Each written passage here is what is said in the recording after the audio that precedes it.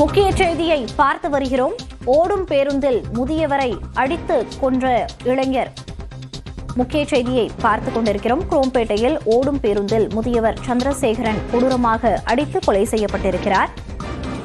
அடித்து கொலை செய்த இளைஞர் கைது செய்யப்பட்டிருக்கிறார். இது குறித்த கூடுதல் தகவல்களோடு இணைகிறார் நமது செய்தியாளர் சுரேஷ். என்ன நடந்தது, அது குறித்த விவரங்களை பதிவு பண்ணலாம். அதாவது ரவுனியா, சென்னை தாம்பரம் அடுத்த படப்பை பகுதியை சேர்ந்த 74 வயதான சந்திரசேகர். இவர் தாம்பரம் மெப்ஸ் பேருந்து நிலையத்திலிருந்து வடபழனி நோக்கி சென்ற 70G என்ற பேருந்து அரசு பேருந்தில் ஏறியுள்ளார். அப்போது அதே பேருந்தில் பயணம் செய்ய விழுப்புரம் மாவட்டத்தை சேர்ந்த அமர்நாத் என்ற இளைஞர் பேருந்தில் உள்ள LED திரையில் ஓடிக்கொண்டிருக்கும் வழித்தடத்தின் குறித்து அந்த சந்திரசேகரிடம் கேட்டுள்ளார். அதற்கு சந்திரசேகர், நான் ஏன் உனக்கு சொல்ல வேண்டும் என வாக்குவாதத்தில் ஈடுபட்டுள்ளார். இதனால் இருவருக்கும் கடும் வாக்குவாதம் ஏற்பட்டது. ஒரு கட்டத்தில் ஆத்திரமடைந்த அமர்நாத் முதியவர் என்றும் பாராமல் சரமாரியா தாக்கியுள்ளார். அது மட்டுமின்றி தகாத வார்த்தையில் பேசியுள்ளார். இதில் நிலைக்குழிந்து சந்திரசேகர் கீழே வீழ்ந்ததும் மயங்கி வீழ்ந்துள்ளார்.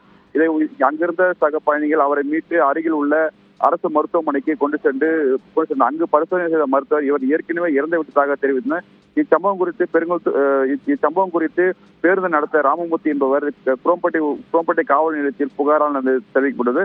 அதைத் தொடர்ந்து அந்த நபரை கைது செய்து தற்போது விசாரணை மேற்கொண்டு பேருந்தில் அடித்து கொலை செய்யப்பட்ட சம்பவம் குரோம்பேட்டை பகுதியில் பெரும் பரபரப்பை ஏற்படுத்தியுள்ளது.